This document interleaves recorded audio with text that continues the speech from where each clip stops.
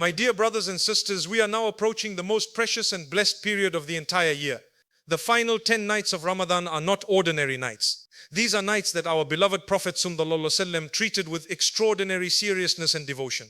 The way he approached these nights was completely different from the rest of the year. Today, let us reflect on what the Prophet ﷺ actually focused on during these special nights. Whenever we want guidance on how to act, the best place to look is the Sunnah of the Messenger of Allah ﷺ.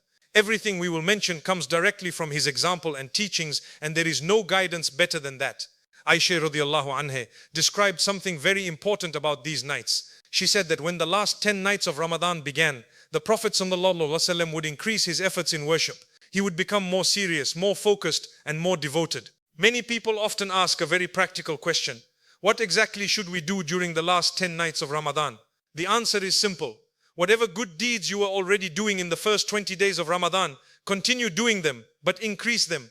Recite more Qur'an during these nights. Spend longer in your prayers. Increase your remembrance of Allah. Make more dua. Everything that was part of your Ramadan routine should become even stronger during these final nights. Some communities divide their night prayers. A portion is prayed after Isha, and another portion is prayed later in the night. This allows people to wake up again during the last third of the night, which is a very blessed time for worship and dua. So the general principle is simple. Increase your acts of worship. But before discussing additional practices from the Sunnah, we must first understand why these nights are so special. Allah Himself explains their importance in the Qur'an. Allah tells us that the Qur'an was revealed during Laylatul Qadr, the night of decree. Then Allah asks a powerful question. And what will make you know what the night of decree is? Allah then answers, Laylatul Qadr is better than 1,000 months. When you calculate 1,000 months, it comes to more than 80 years. That means the worship you perform during that single night is better than worship performed for over 80 years. That is the incredible value of this night. This is why the Prophet ﷺ treated these nights so seriously. Allah also tells us in another verse that the Qur'an was revealed on a blessed night. During this night, every important matter is decreed. The scholars explain that during this night, the affairs of the coming year are distributed among the angels. Major events and significant matters are written and assigned. So if you want goodness for your future, if you want your affairs to be written with mercy and blessings, this is the night in which you should turn to Allah with sincerity. On this night, the angels descend to the earth by the permission of their Lord. And not only the angels, even Jibreel alayhi salam, the leader of the angels, descends. Allah mentions the angels and then specifically mentions Jibreel, which shows the greatness and importance of this night. Allah describes this night as a night filled with peace and tranquility until the break of dawn. Some scholars mention that believers may even feel a unique sense of calm and peace during this night. There is a special tranquility that settles upon the hearts of those who are engaged in worship. Now the question many people ask is, which night exactly is Laylatul Qadr? The truth is that we do not know the exact night. The Prophet ﷺ told us to search for it during the last 10 nights of Ramadan, particularly during the odd nights. However, there are narrations that mention different ways of counting these nights, depending on the length of the month. Because of this, the wisdom is clear. Believers should worship throughout all 10 nights rather than focusing on only one. The Prophet ﷺ once knew the exact night of Laylatul Qadr, but when some people began arguing among themselves, that knowledge was taken away. This teaches us an important lesson. Arguments and unnecessary disputes can remove blessings and mercy. Therefore, avoid pointless arguments, especially during these sacred days. Now let us look at the practices of the Prophet ﷺ during the last 10 nights. Aisha radiallahu anha described his actions very clearly. First, she said that he would tighten his waistcloth. Scholars explain this as an expression meaning he became extremely serious and dedicated in worship. It is similar to the expression we use today when someone says, "It is time to roll up your sleeves and get to work." It also indicates that he would avoid worldly distractions and focus entirely on worship. Second, she said he would spend the night awake. Throughout the rest of the year, the Prophet ﷺ would sleep for part of the night and pray during another part. But during the last 10 nights of Ramadan, he would remain awake for most or all of the night in worship.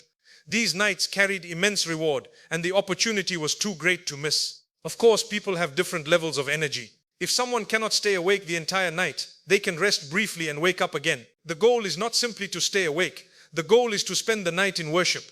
Being awake while scrolling on your phone is not the same as being awake in prayer, Qur'an recitation or dua. The third practice mentioned by Aisha radiallahu anha was that the Prophet ﷺ would wake up his family. This shows us something beautiful. The Prophet ﷺ did not keep the blessings of these nights only for himself. He encouraged the people closest to him to participate as well. We should do the same. Wake up your family members, encourage your spouse, children and loved ones to worship during these nights. These nights are too valuable for the people around us to sleep through them. Another important obstacle during these nights is distraction, especially from our devices. Many people begin the night with good intentions, but hours pass while watching videos or browsing their phones. Before they realize it, the night is gone. So help one another stay focused. Another important sunnah during the last 10 nights is i'tikaf. The Prophet ﷺ would spend these nights in the masjid in complete devotion to Allah. He maintained this practice every year during the last 10 nights. If you have the opportunity to perform i'tikaf in the masjid, that is a great blessing. But if you cannot do full i'tikaf, you can still create the spirit of it at home. Choose a place dedicated to worship, remove distractions, and spend time there reciting Qur'an, making dua and praying. Even spending a short amount of time in the masjid with the intention of i'tikaf brings reward.